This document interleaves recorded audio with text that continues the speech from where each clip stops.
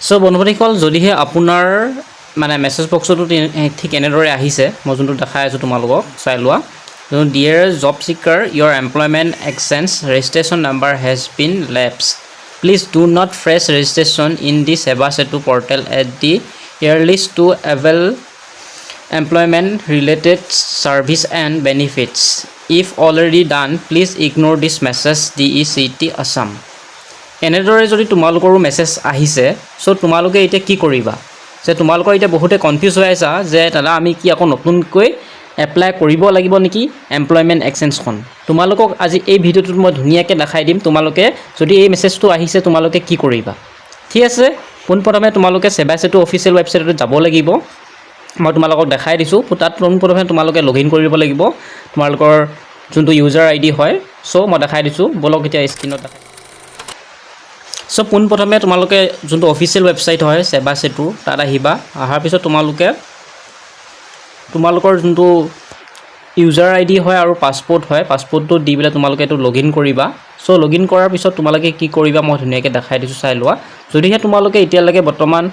যোনটো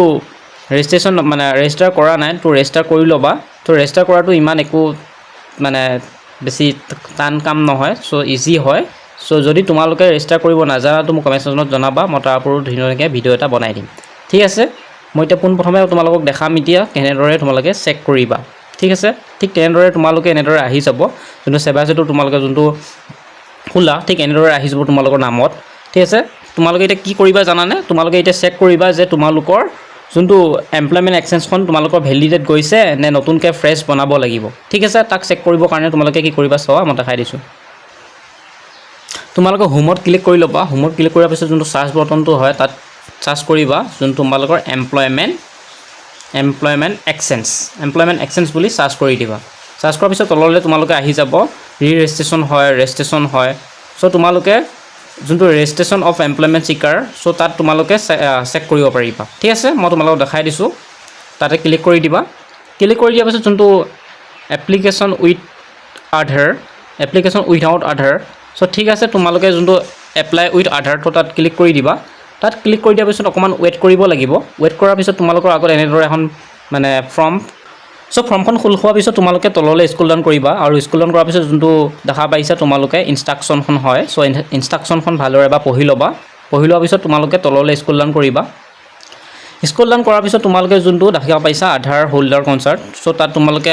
বটনটোত ক্লিক কৰি দিবা ক্লিক কৰাৰ পিছত তোমালোকে যোনটো দেখি পাইছা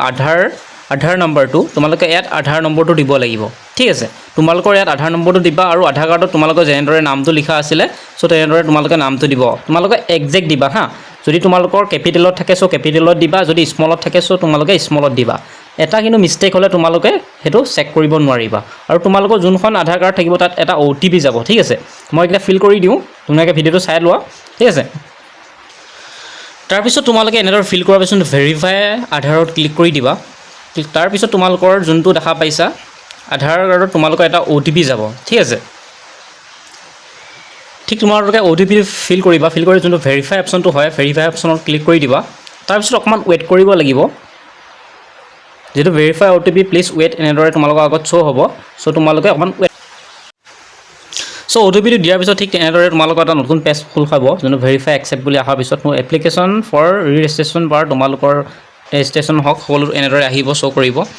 please registration number of correctly তোমালোকে ইয়াত ৰেজিষ্ট্ৰেশ্যন নম্বৰটো দি পেলাই তোমালোকে চেক কৰিব পাৰিবা সো মই ৰেজিষ্ট্ৰেশ্যন নম্বৰটো ইয়াত দি দিওঁ তোমালোকৰ এমপ্লয়মেণ্ট এক্সচেঞ্জতে তোমালোকৰ যোনটো ৰেজিষ্ট্ৰেশ্যন নম্বৰটো হয় তো ৰেজিষ্ট্ৰেশ্যন নম্বৰটো ধুনীয়াকৈ থাকিব আৰু যোনবিলাকে ৰেজিষ্ট্ৰেশ্যন মানে এমপ্লয়মেণ্ট এক্সচেঞ্জখন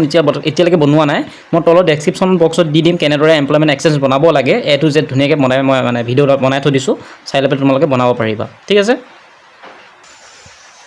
সো ৰেজিষ্ট্ৰেশ্যন নম্বৰটো দি পেলাই যোনটো গেট ডাটা অপশ্যনটো হয় তাত এবাৰ ক্লিক কৰি দিবা তাত অলপ ক্লিক কৰাৰ পিছত অকণমান ৱেইট কৰিব লাগিব তোমালোকে এনেদৰে চেক কৰি ল'ব পাৰিবা তো চেক কৰাৰ পিছত যদি তোমালোকে একো নহয় সো তোমালোকে ৰেজিষ্টাৰ কৰিব কেনেদৰে মানে কৰিব লাগিব নে নালাগে ভালদৰে চাই লোৱা তোমালোকে পোনপ্ৰথমে তোমালোকে এমপ্লয়মেণ্ট এক্সচেঞ্জখন এবাৰ চেক কৰি ল'বা সো মই এমপ্লয়মেণ্ট এক্সচেঞ্জখন দেখাই দিছোঁ চাই লোৱা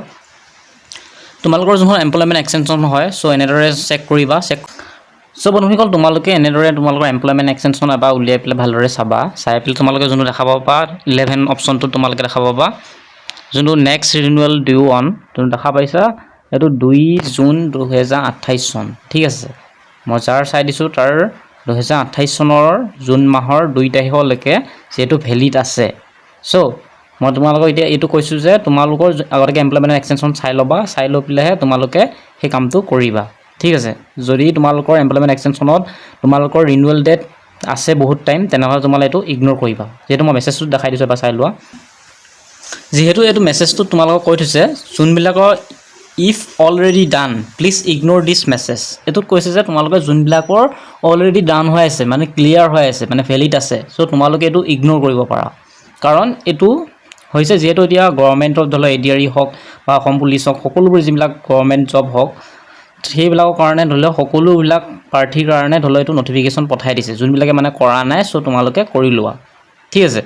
যদিহে তোমালোকে কৈছোঁ মানে কৰা নাই, তো যদি কৰি দেখাব লাগে কমেণ্ট ছেকশ্যনত জনাবা, মই ধুনীয়াকৈ কৰি দেখাই দিম কেনেকৈ তোমালোকে ৰেজিষ্ট্ৰেশ্যন কৰিব বা তোমালোকে ফ্ৰেছ কেনেদৰে কৰিব লাগে। মই যিহেতু এটা ভিডিঅ' বনাই থৈছোঁ কেনেদৰে এমপ্লয়মেণ্ট এক্সচেঞ্জ নতুনকৈ বনাব লাগে। যদি ৰেজিষ্ট্ৰেশ্যন কৰিব লাগে তোমালোকে যদি নাজানা তো কমেণ্ট ছেকশ্যনত জনাবা, মই ধুনীয়াকৈ বনাই দিম। ঠিক আছে,